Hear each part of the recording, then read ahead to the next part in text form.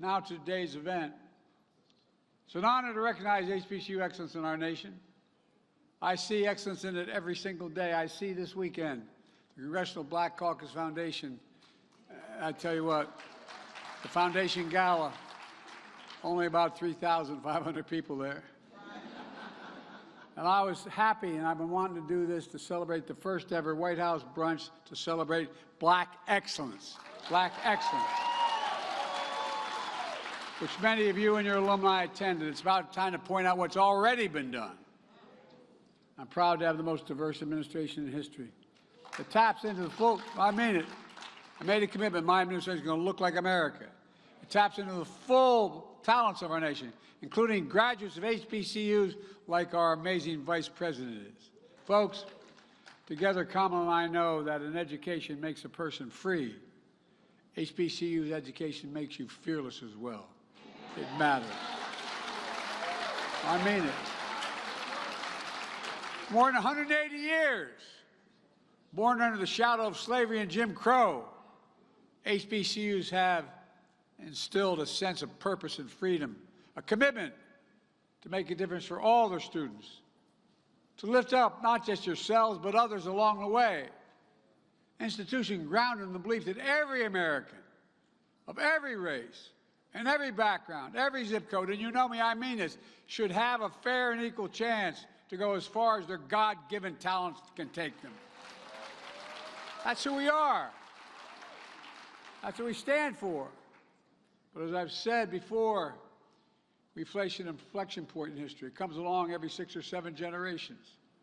One of those rare moments in our history when the decisions we make now, right now, are going to determine the fate of our nation and the world for the next decades, for 6, 7 decades to come, and I mean it. When I wasn't going to run for president after my son died coming back from Iraq, I decided that I was going to write another book. I was going to write a book about the inflection points in world history, how it changed history, going all the way back to dealing with the printing press and how it's changed everything. But look, we're still in the battle. We're still in the battle for the very soul of America. In 2020, I ran, and I give you my word, this was the reason.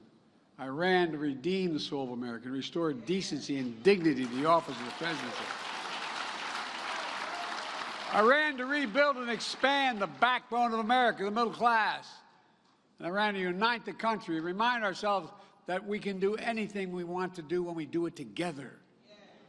4 years later, we made incredible progress because Kamala and I kept our commitment to you to ensure that all our students and all of our colleges and universities should be able to succeed. That's why I signed an executive order reestablishing the White House initiative on HBCUs after my predecessor allowed it to lapse. Thank you, Dr. Trent, for leading it. I can't see you out there, but I'm sure you're there. Thank you, Tony and Dr. Glover, for leading my presidential board on HBCUs. I'm also proud to lead the first administration in history to have a working group from the Divine Nine in the White House.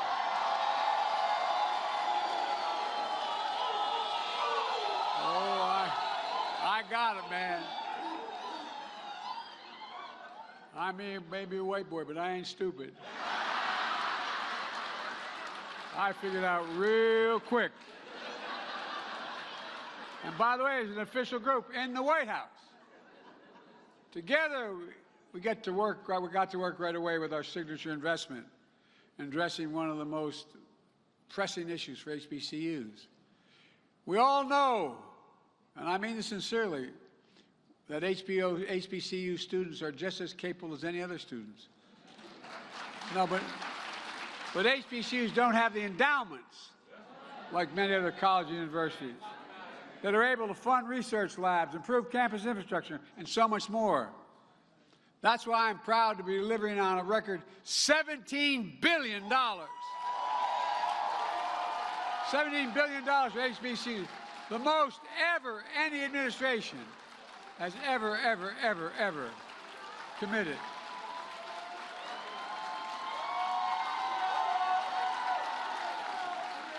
Stay where you were. We've already distributed well over $1 billion. Folks, look, I want to make something clear at the outset. If you notice, the spending we've done, I have to hold back there, the spending we've done has not fundamentally increased the deficit like the other guy did. No, seriously. It grows the economy. The more educated, how can we lead the world without being the most educated nation in the world? How can we lead the world without reaching out to the young people of this country to improve their capacity? You know, it's helped everything from HBCUs to do everything from providing financial aid via Pell Grants to building new housing and research labs, to prepare black students for jobs and industries of the future in high demand fields like cybersecurity, engineering, biochemistry, healthcare, and so much more. But that's not all. Together, we spearheaded one of the most equitable economic recoveries in history. As I said, how can we be the strongest economy in the world and lead the world without the best education system, without taps into the talents of every student, every student. In fact, my Council on Economic Advisors issued a report this spring on the economic power of HBCUs. Here's what they found. They found HBCUs are engines of economic mobility in our country, raising the standard of living for everybody, for real. Despite representing only 3% of the colleges and universities in America, HBCUs are responsible for 40% of all black engineers, 50% of all black teachers, 70% of all doctors and dentists, and 80% of all black judges, and I'm increasing that number too.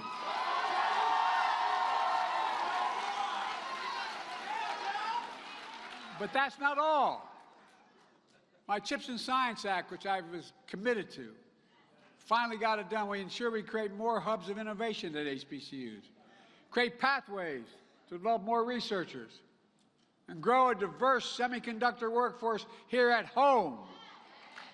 For example, I was in New York where I announced a significant CHIPS investment with Micron, a leading semiconductor company that parented and partnered with Norfolk State University to build a 6,000 square foot high-tech facility for students and other researchers. My National Science Foundation just awarded $2 million to Clark Atlanta University to support their work in the HBCU CHIPS network, fueling semiconductor research and development, and a workforce capacity at HBCUs. This is in addition to last week's announcement of $10.5 million for National Science Foundation grants to facilitate STEM research at more than a dozen HBCUs, including Central State University, a project to build a semiconductor R&D capacity. I'm also excited to announce that 4 HBCUs, Fort Valley State University, Russ College, Savannah State University, and Shaw University, are receiving additional critical funding to boost their STEM programs, prepare their students for these incredible opportunities. And moving forward, I've encouraged semiconductor companies to continue to create and expand partnerships with HBCUs as they invest in American manufacturing. And Vice President Harris and the National Space Council she leads are ensuring the federal government, industry partner, and HBCUs collaborate in opportunities for space-related technologies and innovation, the future. And folks, my Office of Science and Technology Policy is developing and sharing the best approaches across the entire government, how to expand STEM research and investments in HBCUs. In addition, my administration continues to diversify the federal workforce, starting by opening doors of opportunity like the HBCU Scholar Program that celebrates its 10th anniversary. I want to congratulate the 2024 cohorts of scholars, the largest cohort, all of whom are with us. Stand up if you're here. All right.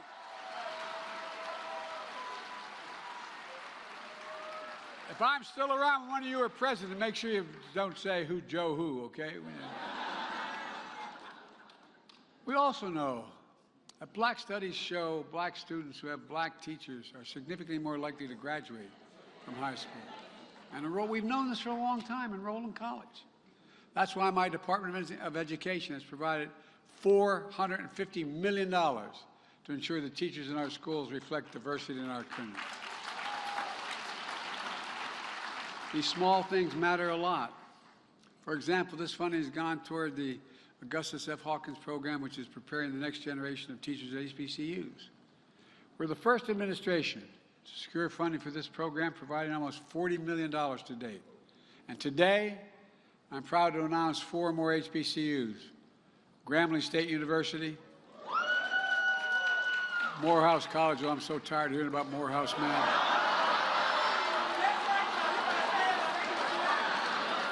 I did the commencement at Morehouse. One grad came up to me, Mr. President, you're not a Morehouse man. The closest I get was doing the commencement.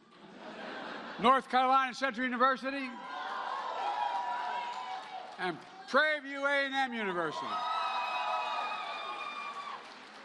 They're being awarded new grants to increase teacher diversity. But we know that while a college degree is still a ticket to the middle class, that ticket is becoming too expensive. That's why we've increased the maximum Pell Grant by $900 a year, the largest increase in a decade.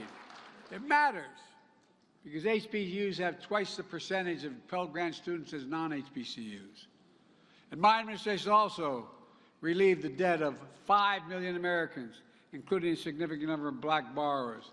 That means you can now start a business, you can buy a home, save for your children's school, give back to your community, and it grows the economy for everybody. It's not the cost, it grows the economy. There's so much more we're doing to help more HBCU students walk into a life of generational wealth and to be providers for their families, leaders of the communities, dreamers and doers of the nation. In fact, in just 4 years, working with HBCU leaders, we're making the most significant investment in Black America ever in American history. But look, we have to be honest about the forces we face. We gather together in a year when we commemorate 2 of our nation's most historic achievements. The 70th anniversary of Brown versus the Board of Education that segregated our public schools.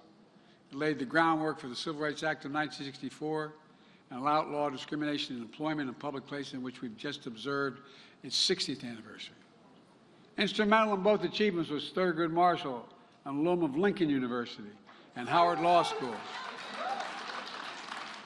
By the way, Lincoln's closer to Wilmington than it is to Philly. I've been there many times. And generations of HBCU educators and students who came before. It opens the doors of hope and opportunity for a generation of Black Americans and for the entire United States of America. It really does. But today, affirmative action and the values of diversity, equity, and inclusion are under attack like not long since I started as a young civil rights guy. Books are being banned. History is being erased. HBCUs have received bomb threats. And right now, lies and hate are being spread about Haitian Americans in Ohio. It's wrong. It's simply wrong. And it must stop. There are those who want a country for some of us, but not for all of us. But I've always believed that the promise of America, and I mean it sincerely, is big enough for everyone to succeed. No, I really mean it, everyone. And there's been no more important voice for that truth than the Black community in our HBCUs. That's what I see in your students, future doctors and researchers, curing cancer, artists shaping our culture, fearless journalists and intellectuals challenging convention, preachers and advocates inspiring us all. You prove that Black history is American history. It is American history. And black excellence is American excellence.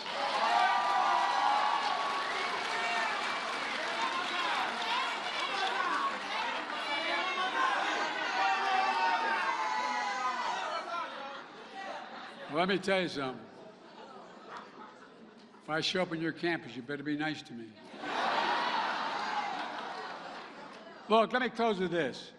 Mary McLeod Bethune was the highest-ranking black woman in Franklin Delano Roosevelt's administration. A pioneering educator, activist. She founded the proud HBCU Bethune-Cookman University. Here's what she said. She said, "The freedom gates are half ajar.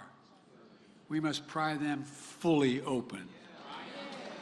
That's what I'm trying to do. Pry them fully open. For over 180 years, HBCUs have been prying open freedom's gates. For the past 4 years, Kamala and I, with the help of all you and great leaders out there in the city that I serve with in the Congress and the Senate, are pushing right alongside them. And God willing, as HBCU graduate, the future President of the United States is going to soon be sitting behind the resolute desk, pushing the gates of freedom open once and for all.